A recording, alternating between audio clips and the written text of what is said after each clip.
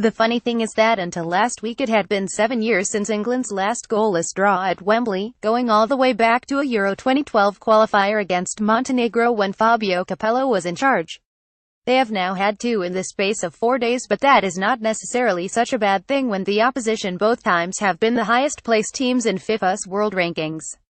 Gareth Southgate can certainly be encouraged by successive clean sheets against first Germany and now a Brazil side that thinks of itself as football royalty and will also go to the World Cup with realistic ambitions of winning the trophy.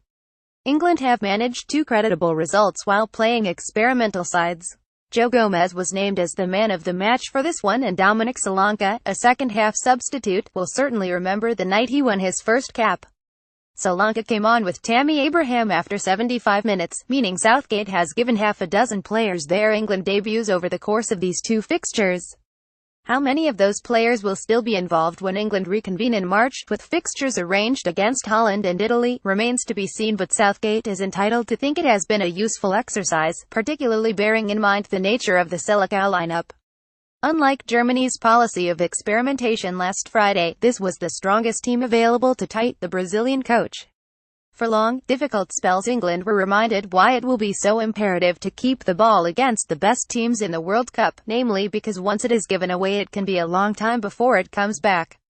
That in itself made this a rarity at Wembley, an England game where the opposition dominated possession, with the more refined touches and the swagger of a side that knows they are something special. Southgate was right when he said it made sense to invite Brazil to Wembley, taking into account the kind of challenges his team might encounter in Russia next summer, but it did also show the imbalance of talent that explains why England will not be among the top seeds when the draw takes place on the 1st of December. The pass Neymar nonchalantly curled into Gabriel Jesus midway through the first half was just one example. Neymar does not often use his left foot, but, on this evidence, maybe he should more often. This was clipped with the outside of his boot to apply just the right amount of bend and spin. Jesus was marginally offside, but that was the kind of moment that simply does not happen when England are chugging through humdrum victories against easy fodder in qualifying matches. Neymar's next attempt to release Jesus was another beauty. His shooting could be wild at times, and the halftime announcer even had the temerity to poke fun at one of the misses, with the shot replayed on the large screens. Just a bit of fun, perhaps, but the truth was Neymar was operating at a much higher level than any of his opponents, as demonstrated by his exquisitely delivered nutmeg on the unfortunate Jake Livermore. It is not often Wembley has the chance to see one of the world's category of footballers in action, and the fans here should have enjoyed watching a player with these kind of uncommon gifts. Neymar is a treat, and should be cherished for what he does. Joe Hart and Gabriel Jesus compete for a high ball. Photograph Digital South Shamrock's Shutterstock. England never moved the ball so quickly or with the same kind of fluidity, and we're guilty sometimes of rushing passes. Ruben Loftus-Cheek had a fine game against Germany, but his second cap ended in the 35th minute because of an injury.